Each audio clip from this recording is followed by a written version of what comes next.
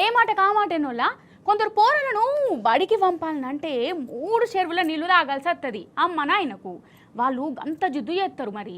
అవునా కాదా? చాక్లెట్లు ఇస్తా, ఆమ్లెట్లు ఇస్తా, రేపు పోకుంటే మాయే ఇయ్యాలవో అని ఆశ పెట్టుకుంటా యాళ్ళు అయ్యేదాకా వాళ్ళను బుదురుకిచ్చుకుంటా బడికి సాగదోలుతారు.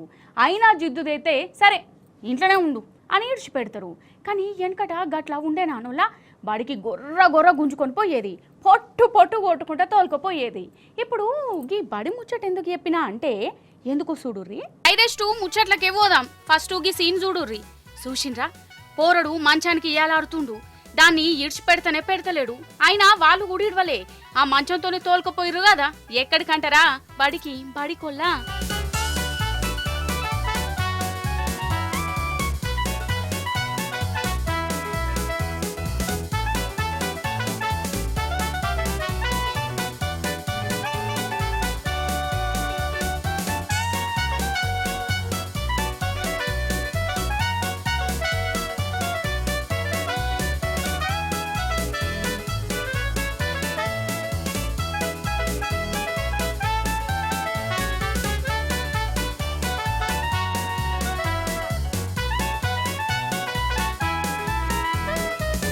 అయితే వీడు రాజస్థాన్ పోరడు.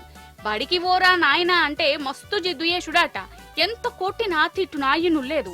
పొదుగాల మంచాన్ని గట్టిగా పట్టుకొని ఇక ఇడిచిపెట్టనే పెట్టలే. ఇక గిట్లా కాదు ముచ్చట అనుకొని ఇంట్లో ఆ మంచంతోనే అన్ని బడికి పట్టుకపోయిర్రు.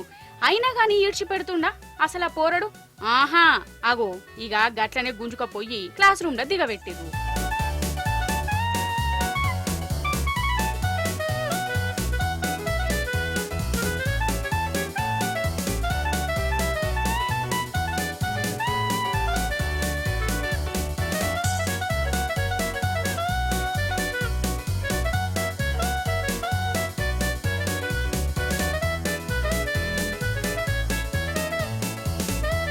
నిజంగా ఈ సీన్ చూస్తుంటే నాకు పాత రోజులే మతికొచ్చినాయి. ఉళ్ళ వెనకట గిట్లనే కదా, పోను అని ఏడ్చినా గాని గొర్ర గుంజుకోపోయేటోళ్ళు. సరే పోరని చదువు కోసం వీళ్ళు బలిమీటికి బడికి పట్టుకపోయారు బరాబరే.